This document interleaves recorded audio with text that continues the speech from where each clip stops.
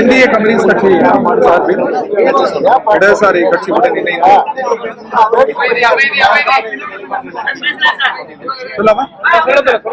இந்திய கம்யூனிஸ்ட் கட்சியின் சார்பில் இடதுசாரி கட்சியுடன் இணைந்து கூட்டணி கட்சியின் தலைவர்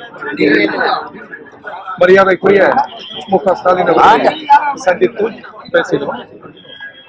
தேர்தல் முடிவுகள் குறித்து நாங்கள் கலந்து ஆலோசனைகள் செய்தோம். இந்திய கம்யூனிஸ்ட் கட்சி, இடதுசாரிகள் அனைவருக்குமே பிஜேபி என்கிற வகுப்புவாத சக்தி ஜனநாயகத்தின் முதல் எதிரி. அரசியல் கட்சிகள் தோற்கலாம், வெற்றி பெறலாம், ஜனநாயகம் தோற்றுவிடக் கூடாது. அந்த வகையில் பிஜேபி அதன் அணி தோற்கடிக்கப்பட வேண்டும் என்கிற எங்கள் அரசியல் நிலை வெற்றி பெற்றிருக்கிறது. அதை நாங்கள் பகிர்ந்து கொண்டோம்.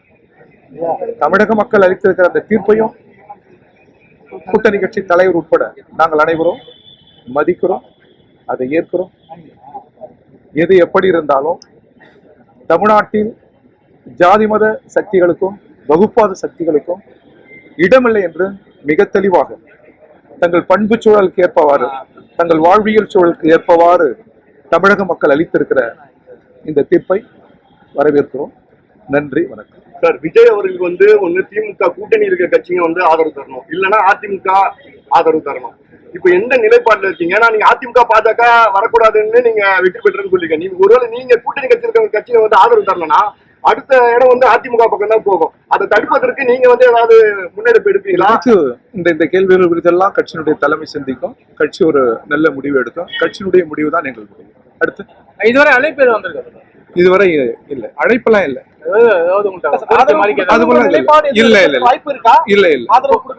அதெல்லாம் கட்சி தான் முடியும்.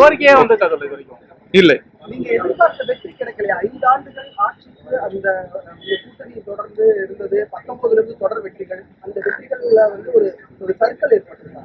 இதுவரை இல்ல, பல ஆண்டுகளாகவே கம்யூனிஸ்டுகள் எதிர்பார்த்த வெற்றி கிட்டவில்லை. அந்த வெற்றி இடது பயணம். நிலவுகிற முதலாளித்துவ சமூக அமைப்புக்கு எதிராக அம்பேத்கர் போன்ற மேதைகள், தமிழ்நாட்டில் சிங்காரவலர் போன்ற மேதைகள், பெரியார் போன்ற மேதைகள் கனவு கண்ட அந்த இடது கருத்தியல் இன்னும் வெற்றி பெறவில்லை. அதற்கான பயணம் நீண்ட பயணம்.